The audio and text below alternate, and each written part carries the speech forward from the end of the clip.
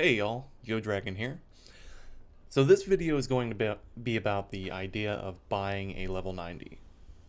We now have pretty concrete confirmation that buying level 90s is on its way, and probably a lot sooner than many of us realized, based on the newest addition to the PTR.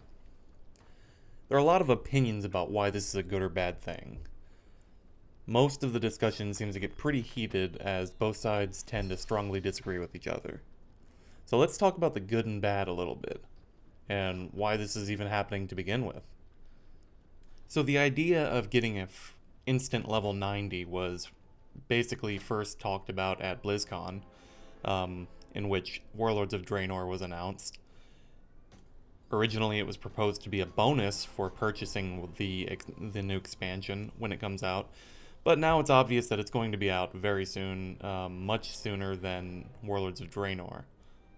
We all know that World of Warcraft has been practically hemorrhaging subscriptions for quite some time now, and essentially this is an effort to bring people back into the game, or possibly bring people in who wouldn't normally have considered playing WoW just because 90 levels, let alone 100 levels, that's pretty steep, and an outsider probably wouldn't be too interested in that.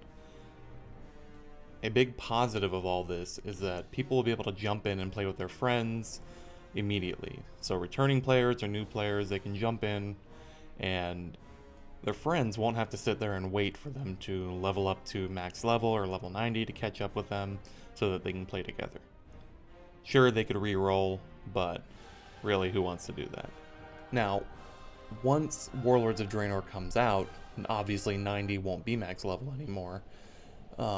And they'll still have 10 levels of content, which will, depending on how much content they actually have, probably take a little while based on previous expansions. I wonder how many people have been turned off to the idea of returning to the game due to the thought of having to grind through levels just to get to the new stuff where the majority of the player base already is.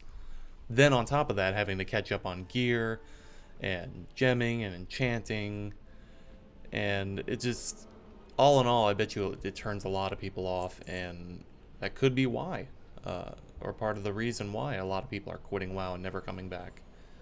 You can kind of see from a player retention standpoint why this is a good idea. Now, from the point of view of someone who's been in the game playing for quite a while, many feel that simply being able to buy a level 90 trivializes their own efforts to level up to 90. But if you really think about it, leveling to 90 has been trivial for a very long time, ever since heirloom gear came around. Veterans have been complaining about the leveling process forever, which is why heirlooms were introduced in the first place. And the whole leveling content was streamlined back in Cataclysm. So the next logical step, obviously, was to eventually offer level 90 instant for purchase. Another thing that comes up that I keep seeing is that someone who buys a level 90 isn't going to be as skilled as other players who leveled their class all the way up. I find that to be pretty silly. Good players are good players, bad players are bad players. Leveling through 90 levels of solo content doesn't make you a good player. It doesn't really teach you your class either, because you can easily reach max level by spamming one or two spells over and over. Now, maximizing damage output, your healing efficiency, or tanking properly doesn't really come into play until endgame. In full heirloom gear, I was able to plow through dungeons without even really needing heals.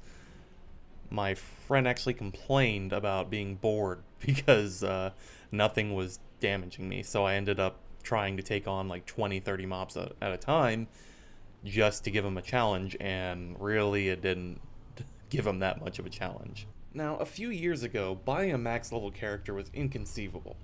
A few years before that, spending real money on an in-game mount or pet was laughable.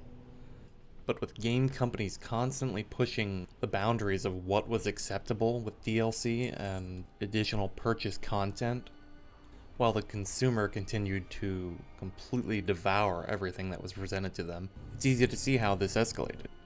Now it's present and widely accepted, even in subscription-based games. We can shout at the companies all we want, but the fact of the matter is that we have allowed microtransactions to escalate to this degree. Step by step, we have bitched about microtransactions and DLC, even as we are pulling out our own credit cards to make the purchase. Obviously, more people tolerate it than oppose it, otherwise it wouldn't be as prevalent as it is. We even had a chance to say that we didn't want this. Blizzard sent out surveys shortly after BlizzCon, and clearly the feedback was positive towards buying level 90s, at least the majority. Now, I'll be using my free level 90 boost that I get with the expansion, but I probably won't be purchasing anything. I'll probably just use that character as a bank alt that can more easily get to locations, rather than a level 1. When I first heard this was happening, I was a little annoyed. I wouldn't say I was angry, but I was pretty disappointed. But after it sunk in and I started thinking about it, I really don't see any huge ramifications from people buying a level 90 or even 10 level 90s. I mean, look at how long people have been using Recruiter Friend on their own accounts to skip the leveling process, or at least vastly speed it up. So if Mr. Moneybags wants to buy his level 90s, let him. No skin off my back, because in the end you can't buy skill. Believe me, I've tried. So anyways, thanks for watching, and if you have an opinion on this, which I'm sure you do, go ahead and leave a comment below. Try to be specific on why you think this is a good idea or think it's a bad idea. Is this the sort of thing that's going to make you quit WoW for good, or do you really not mind that much? So until next time, I'll see you later.